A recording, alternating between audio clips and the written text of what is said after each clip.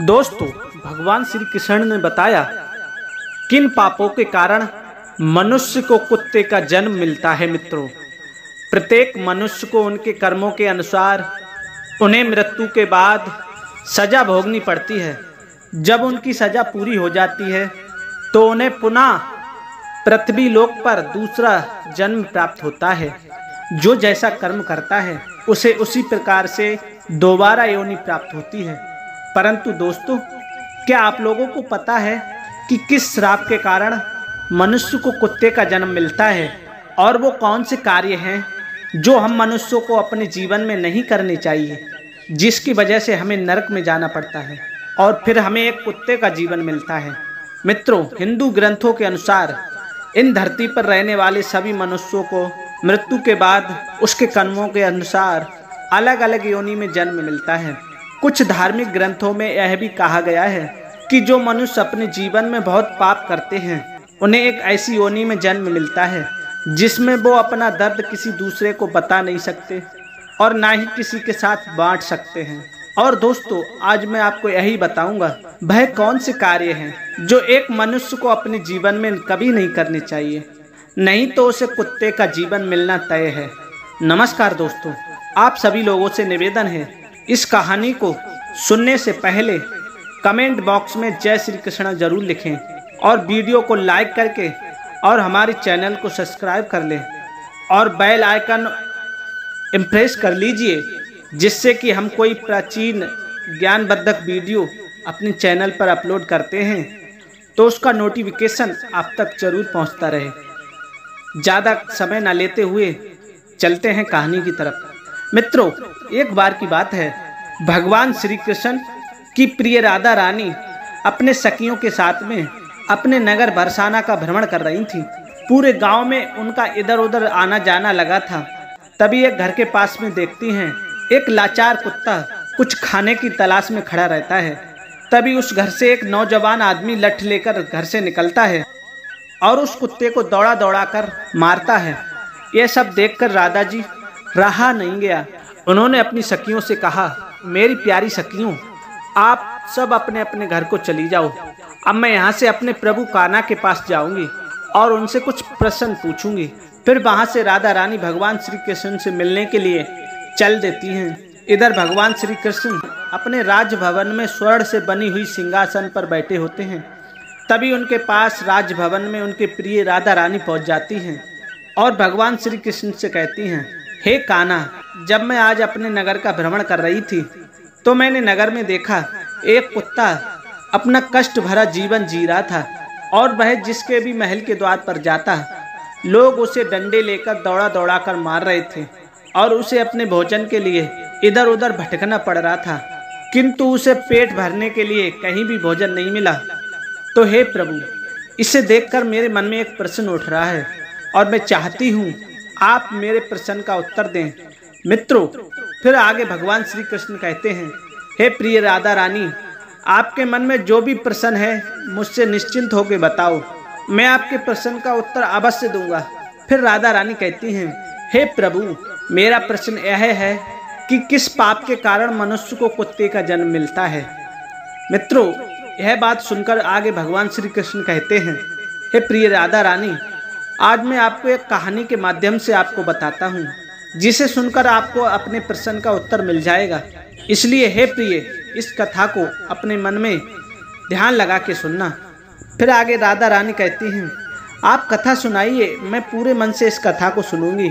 मित्रों, कथा को सुनाते हुए भगवान श्री कृष्ण कहते हैं, हे प्रिय राधा रानी, एक समय की बात है जब भगवान श्री राम अपनी सभा में बैठे हुए थे। तभी उन्हें एक कुत्ते की रोने की आवाज़ सुनाई दी। तभी सभा में मौजूद द्वारपाल ने कुत्ते को वहां से भगा दिया और अगले दिन वही कुत्ता उसी स्थान पर आकर रोने लगा और द्वारपाल ने इस बार भी उस कुत्ते को मारकर भगा दिया और सभा के तीसरे दिन भी वही कुत्ता उसी स्थान पर आकर फिर रोने लगता है। तो भगवान राम के मन में एक प्रश्न उठने लगा, आखिर ये कुत्ता रोज रोज मेरे दरबार के बाहर ही क्यों रोता है। फिर भगवान राम ने उस कुत्ते को रोने का कारण जाना और जानना चाहा और द्वारपाल से कहा कि उस कुत्ते को यहाँ बुलाकर लाओ तो उस कुत्ते को बुलाने के लिए द्वारपाल उसके पास गए और बोले, प्रभु श्री राम ने आपको अपने दरबार में बुलाया है। तो कुत्ता बोला, हे मुनिवर, मुझे एक ऐसी योनि में जन्म मिला है जिससे मैं मंदिर, राजभवन और गौशाला, रसोई घर जैसे पवित्र स्थानों पर जाना मना है।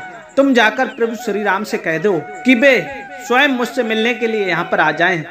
और फिर द्वारपाल ने कुत्ते की सारी बातें भगवान श्री राम को जाकर बता दी। और ऐसा सुनकर भगवान स्वयं उस कुत्ते के पास गए और उससे कहा, तुम रोज मेरे दरबार के आगे क्यों रोते हो? तो कुत्ते ने भगवान श्री राम से कहा, हे प्रभु, मैंने कोई अपराध नहीं किया है, फिर भी एक सन्यासी ने मुझे पत्थर से मारा है जिसके कारण मेरा पैर टूट गया है और अब मुझे बहुत पीड़ा हो रही है। इसी कारण मैं रोज आपके दरबार के बाहर रोता हूँ। मित्रों, फिर आगे भगवान श्री कृष्ण कहते हैं, हे प्रिय राधा रानी, उस कुत्ते की पीड़ा को देखकर भगवान श्री राम को बहुत दुख हुआ।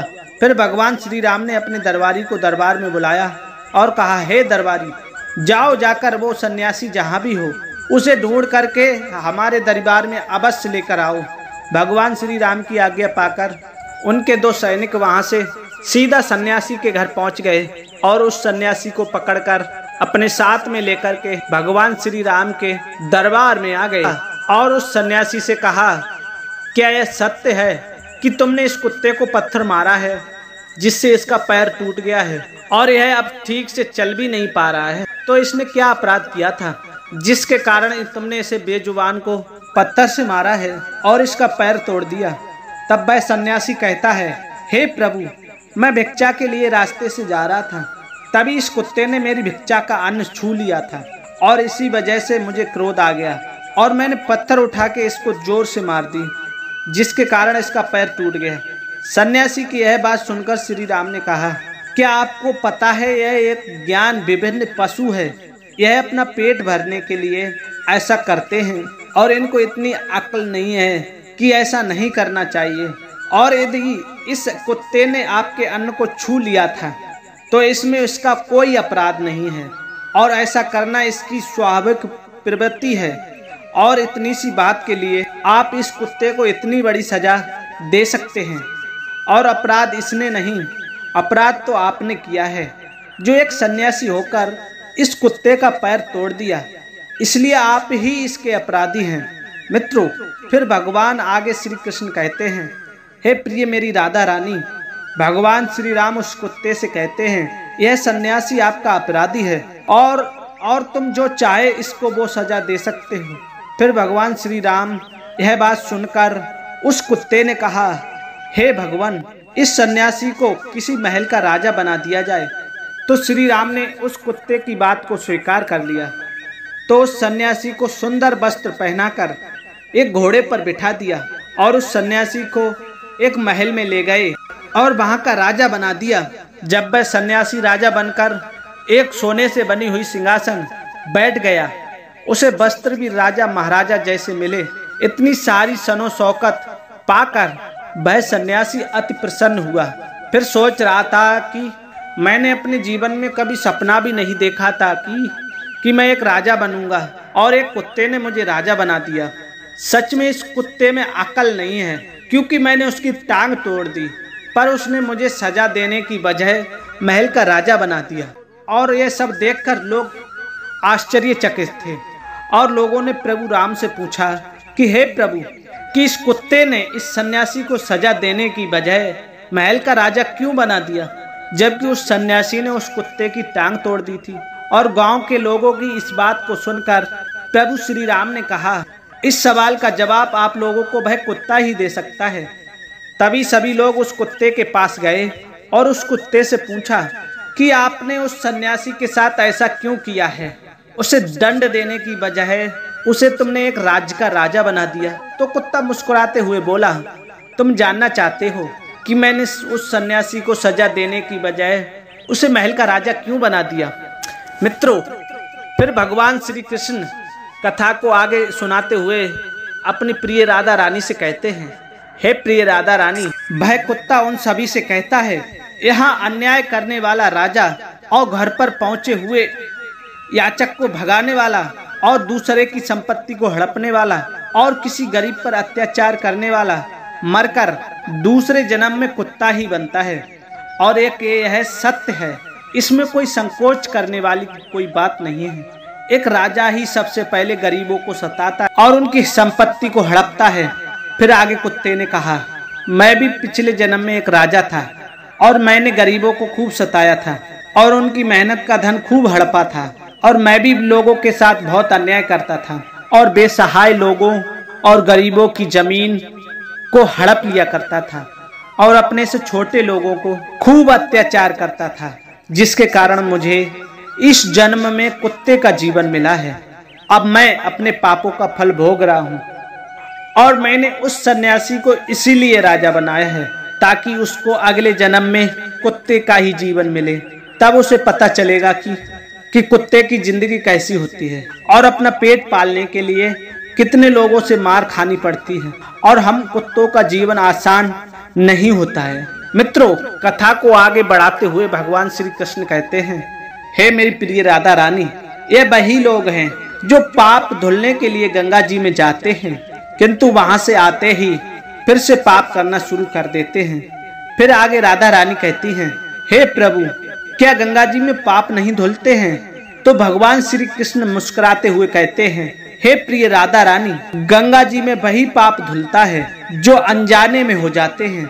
जानबूझकर किए गए पाप कभी नहीं धुलते हैं और गंगा जी में स्नान करने से वही मनुष्य पवित्र होता है जिसका मन साफ हो और मन में कोई छल ना हो तथा मन में गंदे विचार ना हो और गंगा जी में छल करने वाले और दूसरों की बहन बेटियों पे बुरी नजर रखने वाले लोग का कुछ नहीं होता है और प्रत्येक मनुष्य को अपने कर्मों का फल अवश्य मिलता है। मित्रों, इसीलिए हाथ जोड़कर आप लोगों से अनुरोध है कि किसी बेजुबान जानवर को आप एक वक्त पेट भरने के लिए अन्न नहीं दे सकते तो उन्हें कष्ट पहुंचाने का हमें हक नहीं है। और आप लोगों से मेरा हाथ जोड़कर निवेदन है कि किसी भी बेजुबान जानवर कभी भी कष्ट ना दें। यदि कोई कुत्ता या बेजुबान जानवर आपके घर पर आता है तो यदि उसे रोटी नहीं दे सकते तो उसे मारना भी मत, क्योंकि वह भी एक जीव है, उसे भी दर्द होता है और ईश्वर सबके पापों को देखता है। मित्रों, इस प्रकार से भगवान श्री कृष्ण ने अपनी प्रिय राधा रानी को बताया कि कौन से पापों के कारण मनुष्य को कुत्ते का जन्म मिलता है। मित्रों, उम्मीद करते हैं यह कहानी आपको कोई ना कोई सीख देकर जरूर गई होगी। तो इसी के साथ मिलते हैं एक और नई कहानी में अगली वीडियो में। तब तक के लिए जय श्री राधे, जय श्री कृष्ण।